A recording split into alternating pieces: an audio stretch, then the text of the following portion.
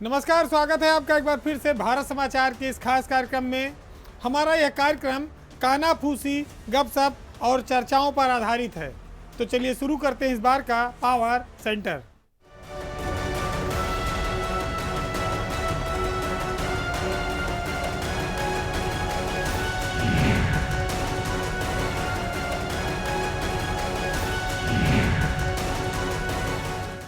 नए साल शुरू होने वाला है। नए साल में लोग नई उत्साह और नई ऊर्जा के साथ तैयारियों में जुटे हैं। तमाम सारे झंझावतों के बीच नया साल तमाम सारी नई खुशियां लेकर आए, इस कामना के साथ हम आपके सामने ये खबर लाए हैं कि यूपी में ब्यूरोक्रेसी के लिए नया साल बहुत ज़्यादा शुभ होने वाला है। इस साल 100 से ज़्यादा आईएएस अफसरों को प्रमोशन का तोहफा मिलेगा, वो भी 1 जनवरी को। तो ये महत्वपूर्ण बात है कि जैसे ही नए साल का आगमन होगा उसी के साथ तमाम सारी शुभकामना संदेश और प्रमोशन का खुशखबरी मिलेगी। इस बार 4 ऐसे अधिकारी हैं जो नए साल में प्रमुख सचिव बनने जा रहे हैं। वो अभी तक सचिव रैंक में थे।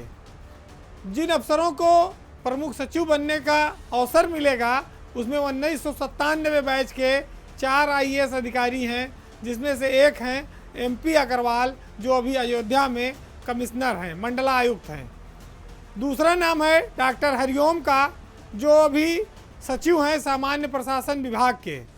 योगी सरकार में पिछले 5 सालों से वो इसी पद पर हैं। इसे एक महत्वहीन पद माना जाता है। तीसरा नाम है एमके सुंदरम का, जो अभी तमिलनाडु में प्रतिनियुक्ति पर कार्यरत हैं। चौथा नाम है कामिनी रतन चौहान का, जो अब केंद्र में चली गई हैं, संयुक्त सचिव हैं।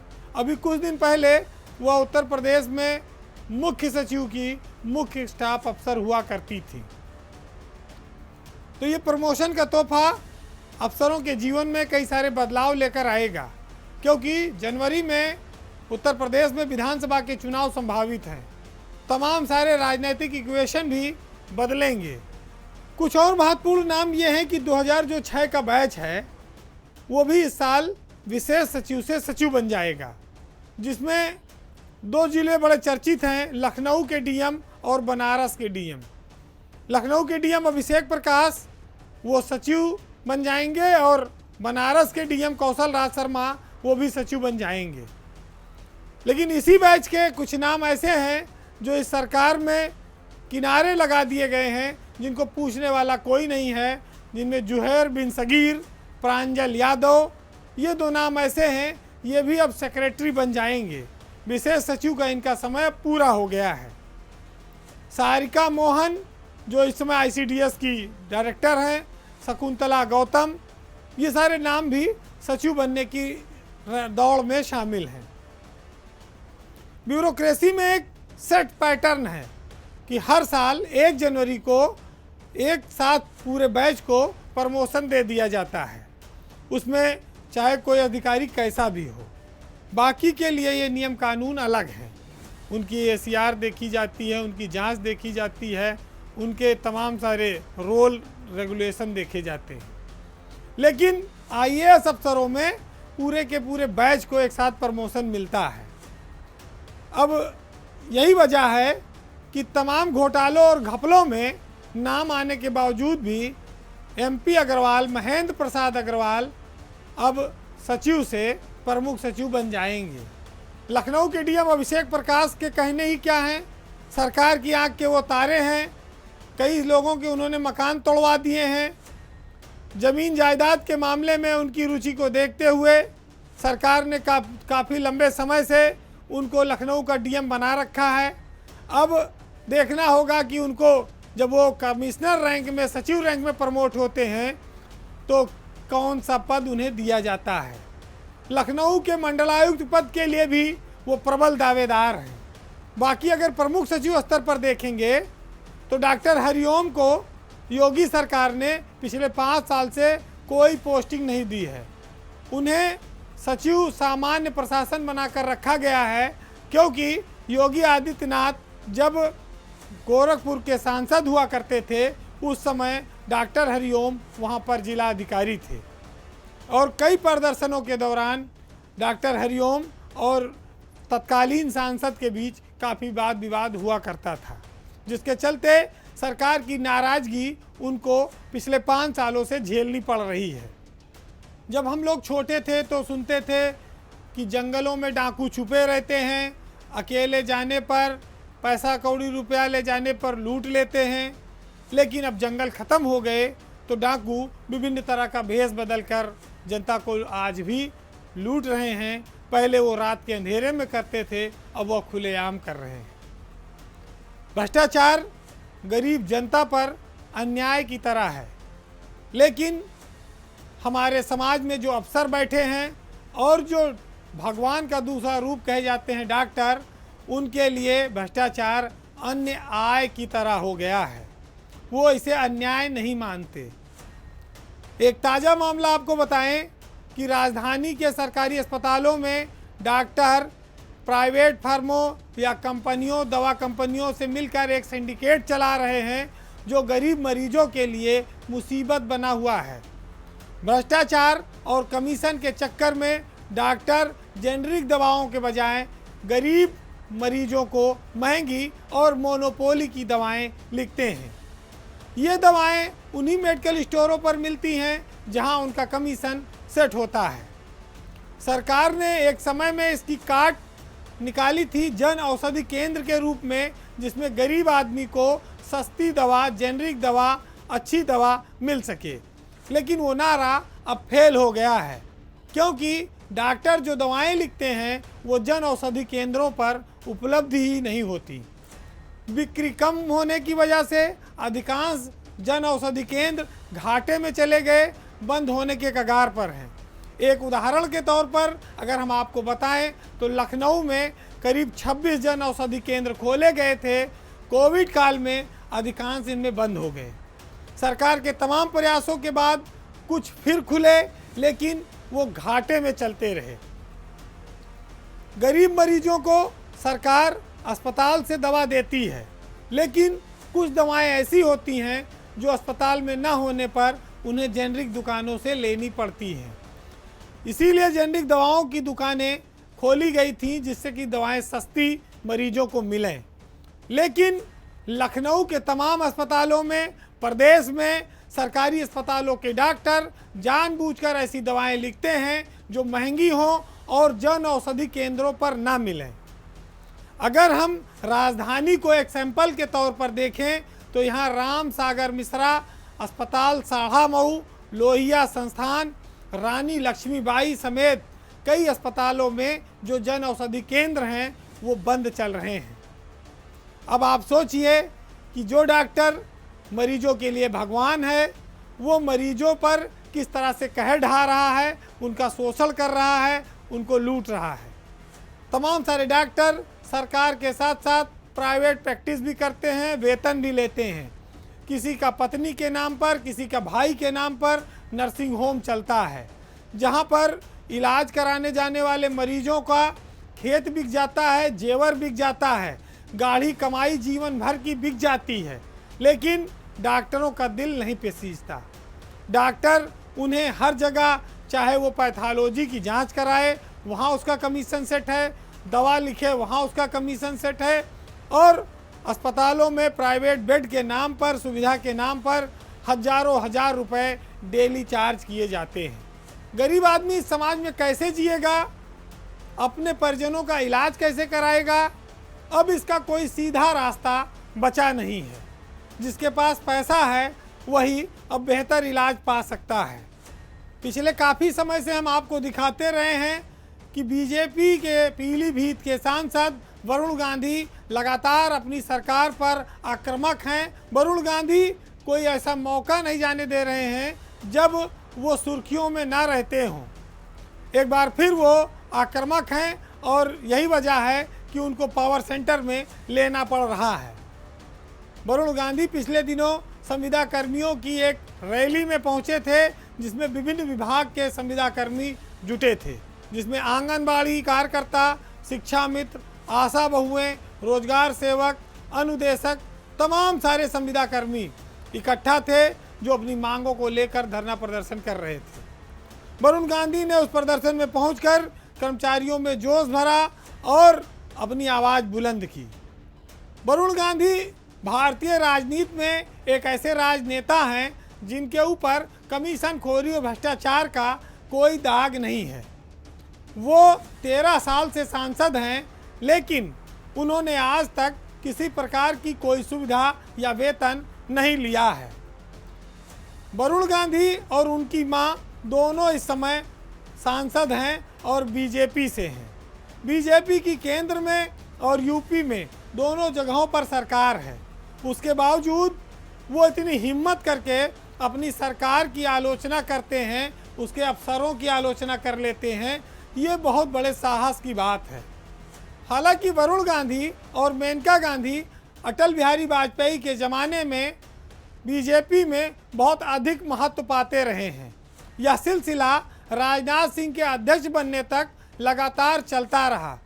वरुण गांधी इसी दौरान हिंदुत्व का एक बहुत बड़ा चेहरा बनकर उत्तर प्रदेश में उभरे थे। उन्हें मुख्यमंत्री पद का दावेदार भी माना गया था। राजनाथ सिंह उनको और उनकी माता को बहुत अधिक महत्व देते थे। बीजेपी में वरुण गांधी का वह जो समय था वो बहुत बुलंदी का था और यही वजह थी कि वो बेबाकी से हमेशा सियासत करते रहे। लेकिन पिछले कुछ समय से वरुण गांधी अपने आप को शायद उपेक्षित महसूस कर रहे हैं या वो अपने क्षेत्र की आवश्यकताओं के अनुसार आवाज़ उठाने लगे हैं। सबसे पहला मामला लखीमपुर में जब किसानों पर जीप चढ़ाकर उनको मार दिया गया तो वरुण गांधी अपनी ही पार्टी और अपने नेताओं के खिलाफ खुलकर बोल पड़े। इसके बाद वो बेरोजगारों पर लाठीचार्ज पर भी बोले और आए दिन रोजगार से लेके तमाम कानून व्यवस्था तक के मुद्दों पर वो खुलकर बोलने लगे हैं। उनके बयानों से पार्टी का हाईकमान भी वाकिफ़ है। बीजेपी के शीर्ष नेतृत्व को इसकी जानकारी है। लेकिन ऐसा लगता है कि वरुण गांधी ने सियासत को दरकिनार करके सब कुछ दांव पर लगाने को तय कर लिया है। भारत की राजनीति में आज का जो दौर है वो बीजेपी का दौर है। इसमें कोई सांसद, विधायक, कोई नेता इतनी हिम्मत नहीं कर सकता जो बीजेपी सरकार या उनके अफसरों के खिलाफ कुछ बोल सके। वरुण का ये कहना अपने आप में बहुत सारी बातों की ओर इशारा करता है। क्या वरुण गांधी भाजपा की राजनीति से कोई इतर रास्ता चुनने की तैयारी में है या वो जनहित की राजनीति पर अपना खुद का कैरियर दांव पर लगाने को तैयार हैं? वैसे सियासत में इतनी हिम्मत और ताकत वही लोग जुटा पाते हैं जो बेदाग होते हैं और इच्छा शक्ति से मजबूत होते हैं। तो वरुण गांधी बीजेपी के लिए चाहे जितना सिरदर्द बने, लेकिन बीजेपी उनके खिलाफ ना तो कोई अनुशासनात्मक कार्रवाई कर पा रही है और ना ही कोई एक्शन ले पा रही है। ऐसा क्यों है? ये अपने आप में बड़ा विचित्र और विरोधाभासी है। पावर सेंटर में अब अगली खबर उसकी जो इस समय सबसे ज़्यादा चर्चा में है। बात अयोध्या की, बात राम की, जिनके नाम पर करोड़ों की लूट की चर्चा इन दिनों चारों ओर है। अपने यहाँ एक जगह कहा गया है कि देते हैं भगवान को धोखा, इंसा को क्या छोड़ेंगे। अयोध्या राम के लिए चर्चित है, लेकिन राम मंदिर पर जब से फैसला आया तब से अफसरों की निगाह वहाँ की आसपास की ज़मीनों पर जम गई और उन ज़मीनों को कौड़ियों के भाव खरीदकर करोड़ों में बनाने की तैयारी शुरू हो गई। अयोध्या की ज़मीनों को लूटा गया। लूटने वालों में नेता, अफसर, इनका बहुत बड़ा गठजोड़ शामिल रहा। नीचे से लेकर शीर्ष तक पर बैठे हुए अफसर इस बहती गंगा में हाथ धोते नजर आए। कुछ नामों का खुलासा हुआ है, कुछ का खुलासा होना बाकी है। शुरुआत अगर की जाए तो लेखपाल से लेकर कमिश्नर तक इसमें शामिल हैं। अयोध्या में इस समय कमिश्नर हैं MP अग्रवाल, जो इस मंदिर निर्माण से जुड़े हुए आसपास के इलाकों में ज़मीन खरीदने के मामले में काफ़ी चर्चित हैं। वैसे MP अग्रवाल का ज़मीन को लेकर प्रेम काफ़ी पुराना है, जब वो एलडीए में बीसी हुआ करते थे तो उन्होंने मोहनलालगंज में भी काफ़ी सारी ज़मीनें खरीदी हैं। उन्होंने अपने ससुर केशव प्रसाद अग्रवाल के नाम बरहटा मांझा में महर्षि रामायण विद्यापीठ ट्रस्ट के नाम पर कई बीघा ज़मीनें खरीद रखी हैं। उनके ससुर, उनके बहनोई, इन सब का नाम ज़मीन खरीदों में आ रहा है। कहा तो ये भी जाता है कि कमिश्नर की पत्नी अपने पिता की जो फर्म है उसमें पार्टनर है। कमिश्नर साहब के बाद नंबर आया अनुज झा, जो तत्कालीन फैज़ाबाद अयोध्या के डीएम हुआ करते थे। उन्होंने अपने पिता के नाम पर ज़मीन खरीदी है, लेकिन उनके ओर से जो बयान आया उसमें उन्होंने कहा हमने बहुत मामूली सा छोटा सा टुकड़ा खरीदा है, आवासीय। अनुज झा 3 साल तक फैज़ाबाद के कलेक्टर रहे हैं। मुख्यमंत्री और सरकार के वो बड़े भरोसेमंद रहे, लेकिन इस खुलासे के बाद सरकार को थोड़ा से सर झुकाना पड़ा होगा। कहा यह भी जाता है कि अनुज झा के एक रिश्तेदार हैं भागलपुर के निवासी संगम झा, उन्होंने भी यहाँ पर ज़मीन खरीदी है। जो लोग पदों पर रह के ज़मीन खरीद कर आए हैं वो पद के दुरुपयोग से जुड़े माने जाएंगे। इसी तरह से अयोध्या के तत्कालीन सीआरओ रहे पीडी गुप्ता, जो अब आजकल गोरखपुर में तैनात हैं, एडीएम हैं, उन्होंने अपने साली की पत्नी यानी सलहाज तृप्ति गुप्ता के नाम पर ज़मीन खरीदी है। और उसके बाद आता है नाम एसडीएम का, तत्कालीन एसडीएम सदर, उन्होंने अपने ज़मीन खरीदी। तत्कालीन सीओ चौरसिया साहब ने ज़मीन खरीदी। और उसके बाद नेताओं के नाम भी आ जाएं, उसमें विधायक वेद प्रकाश गुप्ता के रिश्तेदारों ने ज़मीन खरीदी। और सबसे ज़्यादा ज़मीन अगर कोई खरीद रहा है तो अयोध्या के महापौर ऋषिकेश उपाध्याय, जिनका नाम आया, इन लोगों ने ज़मीनें खरीदी। आयुष चौधरी जो एसडीएम थे, आजकल कानपुर में तैनात हैं, उन्होंने अपनी बहन के नाम पर बिरौली में कई बिस्वा ज़मीनें खरीदी हैं। इसी तरह से अरविंद चौरसिया जो मेरठ में हैं इस समय तैनात, उन्होंने भी अपने सास ससुर के नाम पर काफ़ी ज़मीनें खरीदी हैं। जब इतने सारे अधिकारी खरीद रहे थे तो लेखपाल, बद्री उपाध्याय, पेशकार दिनेश ओझा, कानूनगो सुधांशु रंजन, ये सब काहे चूकते कि जब बड़े बड़े साहबों ने ले ली तो वो भी इसी में अपना उन्होंने काम बना लिया। लेकिन आप कल्पना करिए, हैरत करिए कि हम किस प्रदेश और देश में रह रहे हैं कि जब जहाँ से कोई सड़क निकलेगी, कोई मंदिर बनेगा, कोई राष्ट्रीय स्तर का लाभ का काम होगा, तो स्वाभाविक है कि उसके आसपास की ज़मीनें बड़ी महंगी हो जाएंगी। और इसकी जानकारी तो सबसे पहले अफसरों को होती है। तो ये अफसर क्या भूमाफियाओं से बढ़कर नहीं है? क्या ये अफसर उत्तर प्रदेश के और स्थानीय लोगों की, जनता के उस वाजिब हक पर डकैती नहीं डाल रहे हैं जिन्हें इसका लाभ मिलना चाहिए था? अगर सरकार उन ज़मीनों का अधिग्रहण करेगी तो 4 गुना मुआवजा उन गरीबों को मिलेगा, उन दलितों को मिलेगा जिनकी ज़मीनें लिखाई गई। लेकिन ये अफसर आधुनिक डाकू की तरह, ये नेता उन इलाकों के आसपास की जगहों की ज़मीन जो पहले ही चिन्हित होती है, उनको जानकारी होती है, कभी दबाव से, कभी प्रेम से, लालच से उनको खरीद कर मोटा मुआवजा और भविष्य के लिए करोड़ों की संपत्ति बनाते हैं। बड़ी हैरत होती है कि सरकार ऐसे अफसरों के खिलाफ जांच के तो आदेश करती है, लेकिन उनको सज़ा नहीं दे पाती। इस बात का खुलासा संजय सिंह राज्यसभा सांसद ने लगातार किया। उन्होंने सुप्रीम कोर्ट से इसमें एसआईटी बैठाने की मांग वो कर रहे हैं। जरूरी भी है कि जिन्होंने पाप किया है, राम के नाम पर लूट की है, गरीबों और दलितों की ज़मीन लूटी है, उनको सज़ा भी मिले। लेकिन ये जो नाम मैंने आपको गिनाए हैं, ये सिर्फ एक बानगी हैं। अगर कुरेदा जाएगा, खोदा जाएगा, तो अभी तो बहुत सारे लोग बेनकाब होंगे। फैज़ाबाद में आईजी रहे अधिकारी ने काफ़ी ज़मीनें खरीदी हैं। स्टाम्प विभाग के अधिकारी, डीआईजी, एआईजी और रजिस्ट्रार, ये भी खूब माला माल हो रहे हैं, ये भी ज़मीनें खरीद रहे हैं। इनके पास इतना पैसा कहाँ से आता है? आज की व्यवस्था में क्या सारे लाभ अफसर ही लेंगे? गरीबों को और गरीब बनाया जाएगा? इस सवाल हर ओर उछल रहा है।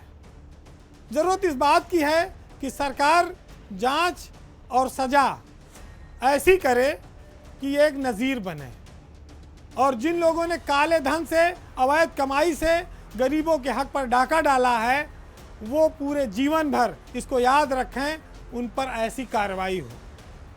बहरहाल अगले सप्ताह कुछ और नए नामों के साथ इस खुलासे में हम फिर हाजिर होंगे।